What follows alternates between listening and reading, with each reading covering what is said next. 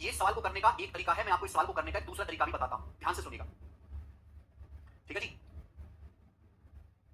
ये सवाल को करने का एक तरीका है, आप लोगों ने भी ऐसे किया होगा, किताबों में भी ऐसे दिया होता है, पर ये बेकार तरीका है करने का, ऐसे मत करो भाई। मैंने आपको बताया कि टाइम का उल्टा जो है, टाइम का उल्टा एफिशिएंसी का रेशियो होता है। टाइम और एफिशिएंसी एक दूसरे के रिवर्स रेशियो होते हैं। बोला है पी किसी काम को 18 दिन में करता है, पी ने 5 दिन तक काम किया, उसके बाद क्यों भी शामिल हो गया, दोनों लोगों ने बचे काम को 13/5 दिन में किया। तो बचे काम पे ध्यान दो, बचे काम पे, किस पे, शेष कार्य पे ध्यान दो, शेष कार्य पे। आप बताओ, पी किसी काम को 18 दिन में पूरा करता है, पी उसने 5 दिन तक काम किया, पी किसी काम को 18 दिन में पूरा कर सकता है, पी ने 5 दिन तक काम किया, तो पी के कितने दिन का काम बाकी है, तो आप कहोगे सर पी के 13 दिन का काम बाकी है।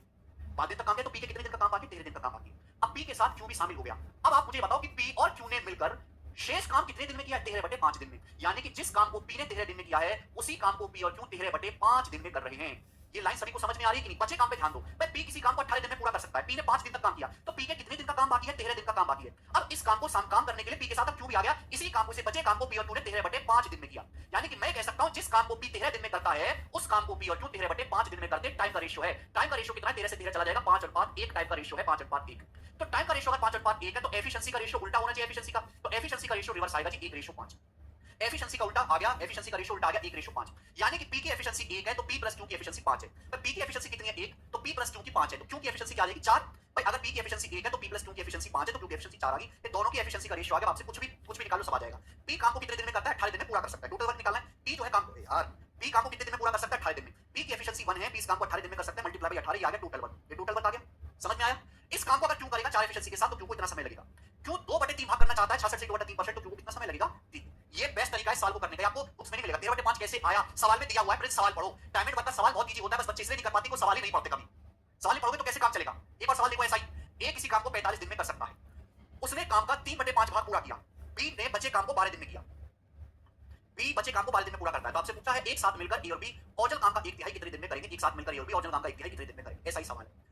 ए किसी काम को 45 दिन में कर सकता है, उसने काम का 3/5 हिस्सा पूरा किया, बी अकेले बचे काम को 12 दिन में कर सकता है। मैं जानता हूं कि टाइम का उल्टा एफिशिएंसी का रेशियो होता है, मैं शेष कार्य पे ध्यान दूंगा, रिमेनिंग वर्क पे ध्यान से समझने की कोशिश करेगा।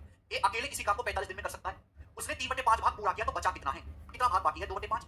2/5 काम बाकी है, 2/5। आप बताओ, ए किसी काम को 45 दिन में कर सकता है, 3/5 काम पूरा कर लिया, बचा कितना है, 2/5। तो अगर ए कोई आदमी पूरा काम 45 दिन में कर रहा है, तो 2/5 काम कितने दिन में करेगा, ए यानी कि 18 दिन में। तो ए बचे हुए काम को 18 दिन में करेगा, ए बचे हुए काम को 18 दिन में करेगा, बचे काम। उसी बचे काम को करने में बी ने 12 दिन लगे हैं। यानी कि जिस काम को ए 18 दिन में कर रहा है, उसी काम को रिमेनिंग वर्क पे ध्यान दिया करो, उसी काम को भी 12 दिन में कर रहा है। तो टाइम का रेशियो क्या है, टाइम का रेशियो है 3:2।